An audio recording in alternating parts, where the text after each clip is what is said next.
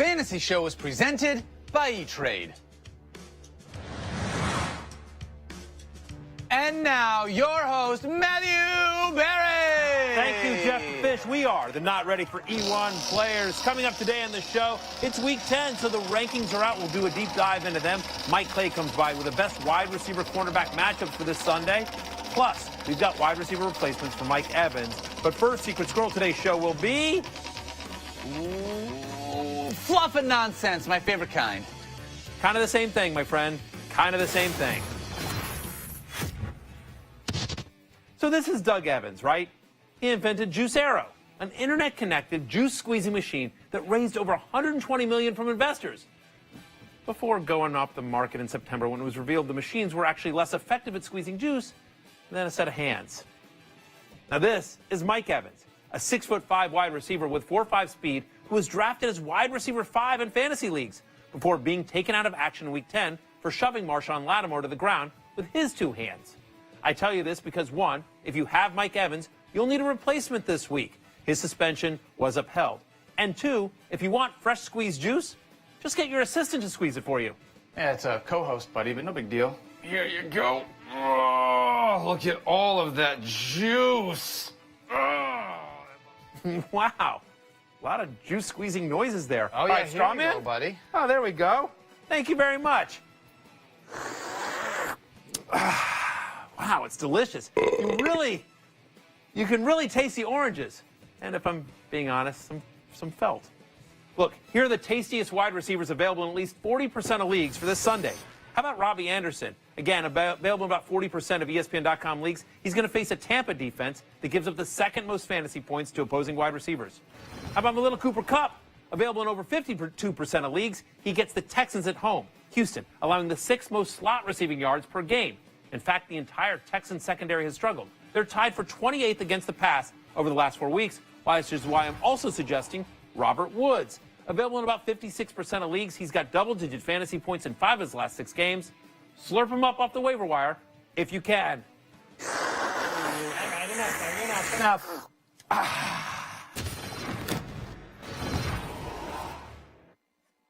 I don't know what to say, really. 4 weeks to the biggest battle of the fantasy season. Playoffs. All comes down to 1 week. Either you go for it as a fantasy team and give everything you have to make the playoffs, or you are going to crumble. Inch by inch, waiver move by waiver move until you're finished. You're in hell right now, gentlemen. Believe me. Oh, I believe you, Barry. I actually have to watch this show. Thanks, boss. Can I get back to my Al Pacino Every Given Sunday bit? Pacino? Yeah, that kid's a great young actor, as you were. Now we can stay here, get the snot kicked out of us. We can fight our way back into the light, make the fantasy playoffs. We can climb out of hell 1 inch at a time. Now, I can't do it for you. I'm too old. Look around, see these good young players, and I think Orleans Darkwa is a guy you should seriously consider. Last 3 games, averaging 4.85 yards per carry, getting 64% of the New York Giants running back carries. Look at his upcoming schedule.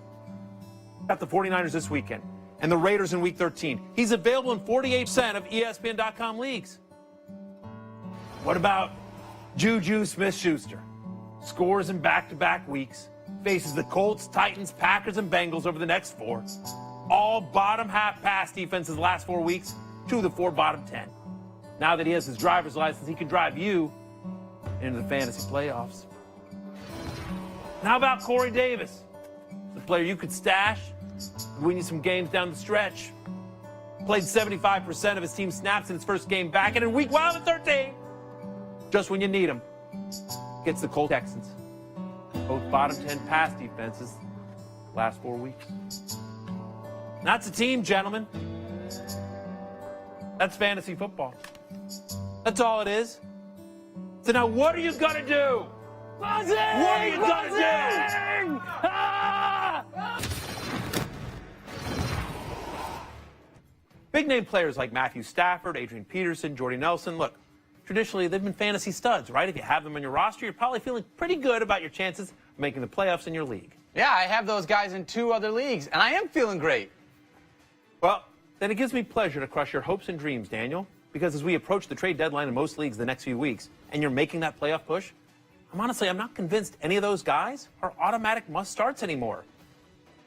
Yeah, sorry, Daniel, but Matthew Stafford has the Browns this weekend. Great, you love that. But after that, Bears, Vikings, and Ravens are his next 3. All of them top 10 defenses in terms of few fantasy points allowed to opposing quarterbacks this year. You may need a higher upside quarterback the next few weeks after the Cleveland game. The same goes for Adrian Peterson. He faces the Seahawks on Thursday night. Then the Jaguars and the Rams in weeks 12 and 13. All 3 teams, top 13 against the run over the last 4 weeks. Seattle and Jacksonville, by the way, top 10. Plus, if the Cardinals get down in any of those games, Arizona may have to go pass heavy, which is obviously not Peterson's strong suit. And finally, if you're not down enough on Jordy Nelson already with Brett Hundley at quarterback, he faces a sneaky good Bears defense this weekend. They're 11th against the pass over the last 4 weeks. Then he's got the Ravens and the Steelers after that. The second and third best defenses in terms of fewest fantasy points allowed to opposing wide receivers. I want to be clear here. I'm by no means telling anyone to stick these guys automatically on your bench. I'm just saying they're no longer set it and forget it guys based on their upcoming schedules. So as you contemplate waiver pickups and moves around your team going forward this year, be mindful of these and other player matchups going forward, and be ready to adjust your starting lineup if needed. With the leaves changing, the weather crisp and cool, frankly, it's a wonderful time of the year to go for a hike. Maybe even take a drink from a babbling mountain stream. Speaking of streams, let's talk streaming defenses. Hey, everybody, it's me, the Bear of Bad News. I'm a bear, and I bring bad news. Get it? Anyway, here's the bad news about that delicious stream water, my friend. It is filthy. Deer, raccoon, even squirrels over there, and bears like me, we all put our feces right in those streams and into your mouth. Enjoy slurping up that E. coli, my friend. Buzzing. Thanks for the tip, Bear, but I'd already moved on to streaming defenses. So this week, I love the Patriots defense, available in over 64% of ESPN leagues. Listen, they're averaging 8 fantasy points per game in their last 3. They've had 2 weeks to prepare for this game, and now they get Brock Osweiler. Or how about the Jets if you need a defense? They're available in over 95% of leagues, and they're facing a quarterback whose flaws, well, they're very familiar with, Ryan Fitzpatrick. Oh, and by the way, the team they're facing will be without Mike Evans this weekend. So now, Bear, I turn to you. Which streaming defenses do you like this weekend? Wait, hold on, Matthew. This is usually where I get to give analysis in the show. I know, but then the Bear gave me all those great feces facts, and I want to hear from him. Out of the way. Sorry, Daniel. What do you got, Bear? Matthew. Yes, I like the Bears this week. You see, they're available in 65% of leagues, Matthew, and despite being the number 7 defense in fantasy, they get the Packers offense that only put up 311 total yards of offense on Monday night. Yeah, I love that call, to be honestly. If the Bears are available, they're my number 1 streaming defense for the league. They play really well at home. We've seen Brett Hundley struggle. Vic Fangio has done a terrific job with that defense. Give me the Bears. Nice job, Bear. Secret Squirrel, you might be out of a job. What? Buzzing. Coming up next on the show, it's frequently asked rankings questions. I put up my rankings, and then people ask me if I'm some sort of idiot. We fight for you. If you've ever been harmed by touchdown vultures, Overturn calls. vetoed trades, Other leagues simply having better players than you. Or terrible fantasy advice from a supposed expert like, I don't know, just grasping at straws here. Someone with a national TV show telling you that Terrell Pryor would be a top 13 wide receiver this year, and then you draft him, and he ruins your team. Anyway, if any of that happened to you, call the fantasy law firm of Barry, Strawman, and Dopp today. Oh, why am I the one straw manning the phone? I got no arms. Monday Night Football, it's Dolphins and Panthers on ESPN. Of course, our coverage starts at 6 p.m. with Monday Night Countdown. Frequently asked rankings questions for week number 10. Daniel, what are we doing next? All right, so here we go. All of these are based off of your Week 10 rankings, which are on ESPN.com. First one, Marvin Jones. You have him as wide receiver 6. Everyone else has him as wide receiver 13 or lower. What's up with that? Why are they all wrong? Well, honestly, Marvin Jones has been nothing short of fantastic, right? Since week 5, only Antonio Brown has been targeted more often per game than Jones. He's averaging 96 receiving yards per game in that span, also only second to Antonio Brown. You think about this game against Cleveland, they have a very good run defense. Detroit can't run the games in Detroit. They're going to have to throw to move the ball. By the way, over the last 4 weeks on a points-per-game basis, Marvin Jones, the #1 wide receiver in fantasy, he's easily a top 10 play for me. I don't understand why others have him outside the top 10. Next up. Love it. Next up, we have... Yeah, hold on. I got this one, stupid squirrel.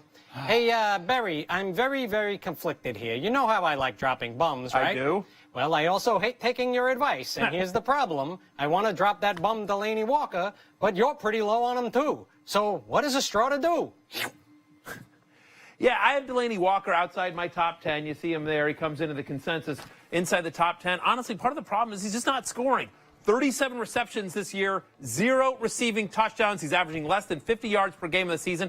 Guy's only got 3 red zone targets this year. I'm not sure he's 100% healthy. And then you think about Corey Davis, 6'3", being added into that offense there. Just doesn't seem they're looking for him there. Don't love the matchup here with the Bengals that have allowed less than 10 fantasy points to opposing tight ends in 5 of their last 8 games. So honestly, for me, Delaney Walker outside the top 10. Just don't see him getting into the end zone. Who's next? Next up, we have a question from a caller, Matthew. Oh, there we go.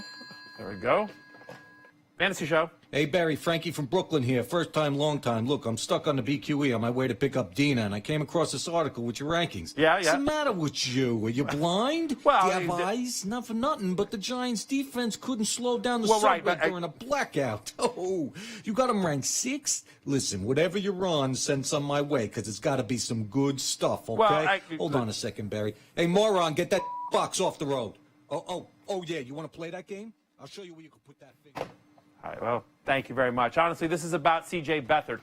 He's frankly struggled so far this year. 2 touchdowns and 4 interceptions in his last 3 starts. He's been sacked 16 times since Week 6. Only Jacoby Brissett has been sacked more often. Here's a guy that's completing under 51% of his passes. He's above only Mitch Trubisky, Drew Stanton, and Tom Savage. You've got Janoris Jenkins back for that Giants defense that were embarrassed last week against the Rams. Yeah, as the streaming defense goes, I think the Giants put up good points against a bad and banged-up 49ers offense. Who's next?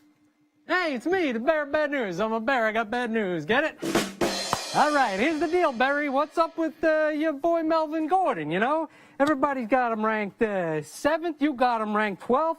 Come on, he's playing the Jaguars. They're like airline food of the NFL. Am I right? Come on, Bear. Airline food? Hey, what do you want from me? I'm very lonely. I need some new material. I get it. All right. Well, while the Bear works out his personal problems, the fact of the matter is like, did you see what the Jaguars did in their first game with Marcel Darius? They allowed 29 yards on 17 rushes. That was 1.7 yards per rush. Bengals rushers were actually hit a half yard beyond the line on their average rush. So Melvin Gordon, who may not be 100% healthy here. It's a West Coast team traveling east for a 1 p.m. game. I'm worried the Chargers fall behind a little bit here. You know, for me, look, you're still starting Melvin Gordon no matter what, but I have him just outside my top 10. Maybe not a guy you want to use in DFS this week. I think it's a tougher matchup than people realize. You have seen the explosions. Now you're looking at Mike Clay. He's here once again to talk about the best and worst wide receiver matchups for week number 10. All right, Mike, I'm going to sit here with a super expensive, totally real button. Let's see what we do. What do we come up with? Here we go. There it goes. See what matchup. There's All right. the explosion. It's actually the Cardinals on here, and it's not Patrick Peterson for once, Right, sure. Usually there's a lot of panic here. It's a tough matchup against Patrick Peterson, but here's the thing. He works on the perimeter. He's not a guy that travels to the slot throughout his career. In fact, over the past 2 seasons, these teams have played 4 times. He has not shadowed Doug Baldwin at all. And that's a question we're going to get a lot. Will Peterson shadow Doug Baldwin? No, he is the slot guy. He'll be on Tyrann Mathieu throughout this game. And believe it or not, as good as Peterson's been, he shadowed number 1s in every game this season. The Cardinals have still allowed their top 5 in terms of fantasy points allowed to wide receivers, and they've allowed the 6th most to guys lined up in the slot like this guy, Doug Baldwin. So Yeah. maybe an upgrade, actually, not a downgrade. 100% Baldwin a top 5 play for me this week. I agree with you. All right, let's see what we got next. Sterling Shepard against the 49ers. Yeah, a member of the Giants offense you wouldn't expect to be in a positive route, but Yeah, huh? Yeah, exactly. And they're going out to San Francisco here. Here's the thing, though. A lot of teams, I mean, the 49ers have not given up a ton of fantasy points to guys lined up in the slot. That's where Shepard is about 85, 90% of the time. Right. But it's because most teams, their number one receiver lines up on the outside, right? So they're attacking the weak corners there in San Francisco on the outside. However, we know the Giants have to run it through the interior. They have Shepard in the slot. They have Evan Ingram. Those guys are going to be heavily targeted. Kwan Williams, if he plays, he's been injured. That's a weak spot for that defense if he's out. Leon Hall is the next man up. He's kind of an end-of-roster sort of player at this point. Either way, good matchups for Shepard. Yeah, and I like Eli as a streaming quarterback this week. Double-digit, two touchdown passes in 4 of the last 6 on Seattle, only Seattle and Denver. So even though this is totally real, I'm going to use it remotely this time. Let's go to unfavorable matchups. All right, here we go. T.Y. Hilton and Joe Hayden. Yeah, up against the Steelers, and he's coming off 175 yards, 2 touchdowns. Sure. He's actually had 150-plus yards in 3 games this season, Matthew, but he's had 60 or fewer and no touchdowns in 6 other games. So he's been the definition of boom bust. The definition of it, Indeed. yeah. And he goes up against the Steelers, who apply the second most fantasy points to wide receivers this season. Probably going to be Second fewest. Second fewest, excuse me. Probably going to be one of his dud games, if you will. I'd be trying to trade him this week. Just all over the place this season. 100%. I don't think T.Y. Hilton's value gets any higher than it is this week off of that big game. I'm with you. Wait till boom or bust. By the way, I like you using the word boom during your Mike Clay wide receiver matchup explosion. That was segment. totally planned. Totally planned. One more time. All right, here we go. Last one here, Stephon Diggs. Been a little cool the past couple of weeks, right? Had the injury, missed some time. He's back, and a tough matchup this week. I almost hate, I almost hate this. I keep talking up the Redskins when I come on this segment. I talk down on the Eagles, up on the Redskins. I don't Whatever, like you it. guys are leading the division. You're probably going to the Super Bowl. I think you can give a little love to my Redskins. I can handle it for a few minutes. But Josh Norman, he's been terrific against this season. The Redskins have been incredible against perimeter receivers. 13.2 fantasy points per game against guys lined up on the outside. Diggs is right around 80% this season in terms of lining up on the outside. So this is going to be a challenge against Norman, Rashad Breeland, Quentin Dunbar. They've just been terrific in that department. That secondary's been completely revamped, and credit Jim Tomsula for that defensive line work because they're getting pressure on the quarterback, which is also helping, by the way, that back end of the secondary. I'm with you. Thielen would be the Vikings wide receiver I prefer this week out of the slot. Yep. All right. Thank you, Mike Clay. Coming up, it'll be today's version of Don't Be This Guy. First, a blind resume. All right, now good luck to the tight end on the right? He's seeing 9 targets and scoring 17 fantasy points per game since week 5. But the tight end on the left, little lesser thought of. He's still available in a few leagues, actually. Who are 2 guys? We'll tell you who's who after the break.